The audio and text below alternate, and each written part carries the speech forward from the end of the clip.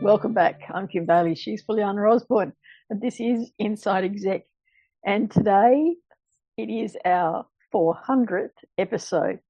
But not only is it our 400th episode, but it is 10 years since we first sat down and started to talk about our experiences and gave you some insights into what we thought might be interesting for you to learn and help you on your journey. That very first episode, we talked about what should keep you up at night. And I think that in probably the last time that I spoke to one of the guests, Oscar Trimboli, he actually talked about that. So it was a nice little full circle for us to come back and think that, yes, perhaps people are still worried about what should keep them up at night. We can see from lots of the stats, which I'll go through as we talk, that there's been some feedback over all of those years that has encouraged us to continue on. And just to allay any fears, I will tell you that we are continuing on. This is not 10 years and close the door.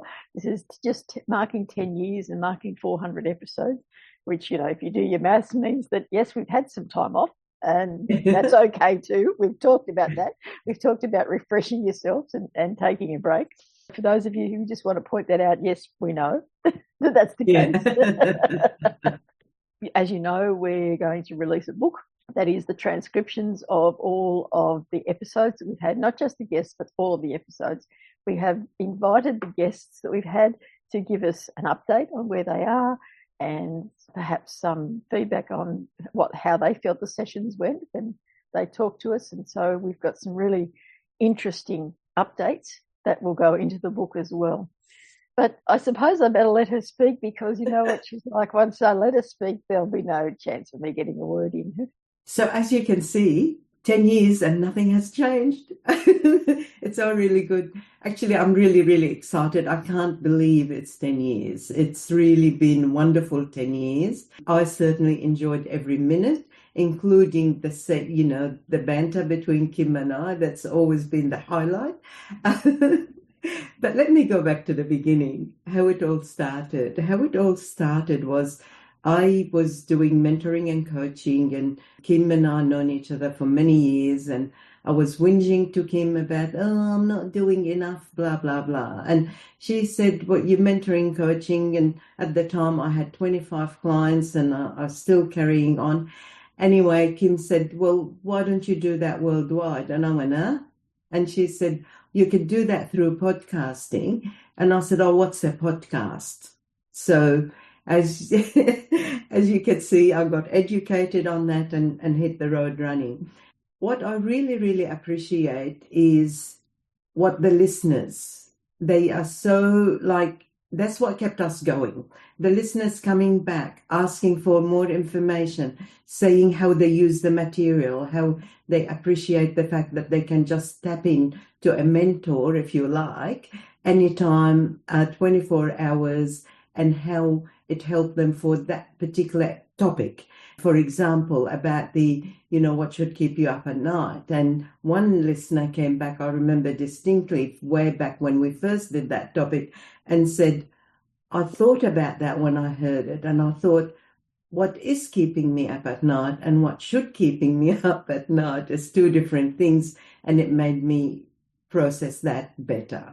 These are an example of continuous things we came back, like how to handle a difficult communication, how somebody could just go there and say, I'm hearing it from people who know what this is like. They've been through that journey themselves. The listeners have been the real source of continuing. I really want to mention the guests. The guests have been amazing, giving their time, giving their expertise, giving all of their, to our listeners, basically. And that's wonderful. Particularly want to mention the early in the piece guests, because without them, there would have been no podcast. They came in and with us, they believed in what we're doing and they became part of it. That's really, really amazing. I know Kim is going to hate it, but I want to thank Kim. She was the driver. She made things happen. She was the technical. She was boss boss of everything and my boss as well. So How many of you out there believe that?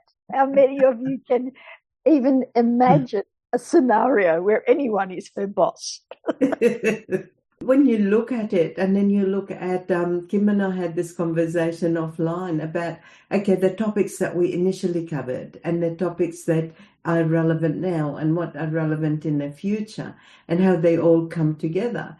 She got me thinking about, okay, the one about the values and behaviors, which we were talking about early in the piece.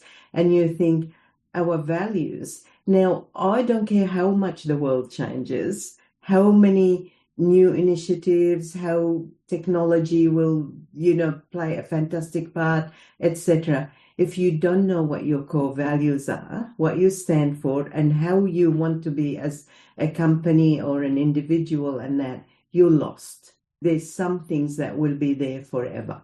Think I'll have a breather now before she kills me. Yeah, go ahead. It's interesting that you mentioned that, because one of the things I did was I looked back at the stats, and I'll give you some other stats, but this is mostly relevant to what we've just talked about now, is I did a top 10. So the top 10 topics that we had that created the most interaction with our listeners. Now, at number 10, it was learning from other industries and other activities. And as you know, we had people who were not necessarily from the corporate world. We've had entrepreneurs, we've had solopreneurs, as they call them now.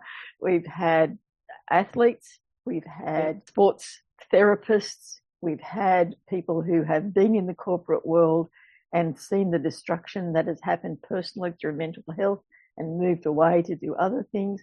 So we've had such a range of people who are prepared to come in and talk to us that there has always been the opportunity for us to learn from other industries. Our own backgrounds have been very different. Yes, we worked together for a period of time, for about 10 years or so, in the construction industry and in the human resources broader area. But, my background was wages and pays, and then training and development. And Filiana's was industrial relations. And prior to that, it was project management within the project teams, the construction teams. So whilst we were in the same industry, we were nowhere near in the same areas of expertise. And so that has brought already just to this dynamic between us ways of learning out of that we wouldn't necessarily get exposed to. I was interested that came in at number 10. So at number 9 was performance measurement. And we've seen over that 10 years such a range of ways to do the performance reviews and performance measurement, and whether it's quality based or whether it's Six Sigma based or whether it's toss all of those out, as we heard someone talk very recently about get rid of all of those and do it this way. It's interesting that is still an issue, an ongoing issue, and it's going to be an ongoing issue, because regardless of how your workforce is comprised, you're still going to want to be able to measure performance against indicators of some description. At number 8, it was entrepreneurial thinking in an organisation or in a team. And I thought that was a very interesting one to get so much feedback from, because it's not something that I had thought about. Now, I've worked with an entrepreneur and have done for 30 plus years. I wouldn't have thought that broader entrepreneurial thinking was something that would be thought about in the corporate world. So that for me, that was an interesting one, that it came so high in the feedback and the interaction side of things. Number 7, I think we're up to. Yes, yeah. Because I'm working back on the list. Servant leadership. Now, one of our guests a few years back now introduced us to the concept of servant leadership. And since that time, although it's not a term that is used particularly, I think, because it has weird connotations, but it is an idea that I see working better in organisations than any other style of leadership. And it is about bringing out the best in people, and particularly now when you're so dispersed with your teams, that you need to be thinking about not wearing the badge, not wearing the label that says I'm in charge, I'm the boss, but encouraging everyone to bring their skills and their opinions and their expertise to the table, so that the synergy is there, that the sum of the individual parts, the result is going to be more than the sum of those individual parts. So the next one down was team dynamics, always an issue. But interesting that it came in at number 6. So whilst there was interaction from the listeners, it wasn't in the top 5. That surprised me too. So in the top 5, at number 5 was saying no to a promotion or moving away from an area of expertise. Now, we've broached that a couple of times in different ways, but I think it's interesting that people are recognising their level of skill and where they're comfortable and where they feel they can give the most in terms of their expertise or what they want to do with their lives. And it's about, I think, the work-life balance. I guess when I look at it in review, I think we've been particularly fortunate that in the middle of our 10-year period, we had COVID. We had the COVID year, let's say. And so what we started talking about and what was gaining momentum in those first 5 years got thrown, like so many other things, on its head. And we had to rethink what the priorities were in terms of management and in terms of our teams and in terms of how we worked and our work-life balance. And so it's been interesting, I think, to look back and listen to some of those early podcasts about time management and structure and organisation and think and try to imply those now. The core concepts are the same, but the implementation is very different now. And I think we are very fortunate, as I said, to be able to see that so clearly and so graphically in our working lives.